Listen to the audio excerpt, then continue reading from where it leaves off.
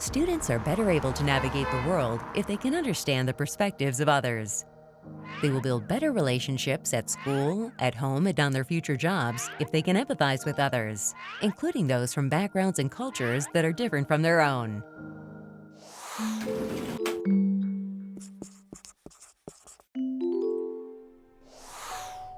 When we talk about social awareness, we're talking about our ability to understand others and how they feel.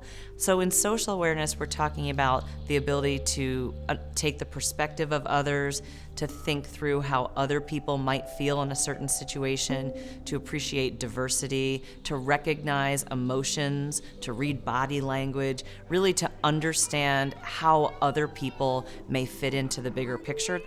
Social awareness is being empathetic towards someone else or the people around you. When we think about empathy, we're really thinking about our ability to put ourselves in the shoes of another person and take their perspective. And it takes intentional work. We also know appreciating diversity and showing respect for others is a critical part of social awareness. I think it's a good opportunity to have a conversation with your children, that there are people that are different from us, and that our response to them should be the same, because we are all humans, we all have differences, and it's important to embrace the differences that we all have. And I think modeling as a parent, opening a door for someone that may be disabled, or helping someone that's elderly with their bags and putting their bags into their trunk. Just different things that we as parents, we can model to children so that they feel comfortable knowing that it's okay to do. How would I feel is an important lesson to be talking with our young people about all the time. And not just our young people, our older students and adults. We all need to be thinking about how might that feel if I were in that situation. So if we're actually teaching that in school, what does that mean? You can start with your friend. What is Sarah thinking right now?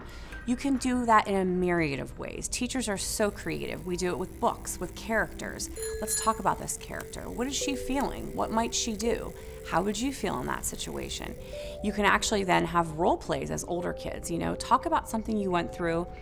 Talk about how you were feeling. How do you think he was feeling? How do you think she was feeling? Have that be a continuous part of conversations.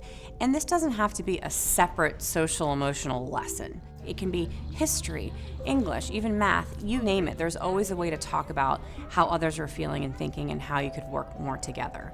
For young children, we would be very explicit about looking at facial expressions and trying to discern the difference between someone who's feeling sad and someone who's feeling angry. Because you can imagine if you're misinterpreting those signals that you may be interacting inappropriately, which can cause additional conflict, where somebody may be sad and need a hug as opposed to someone who is angry and needs space. You want to be able to tell the difference between those and really trying to understand, what if I were in that situation? When we think about people from different races, different cultures, we really have to not just think about my own feelings, but how might this feel given the differences that they have. It's all part of really trying to understand each other as humans, and you need only look at the news to see how difficult this can be and how important it is if we want to have a healthy, functioning society.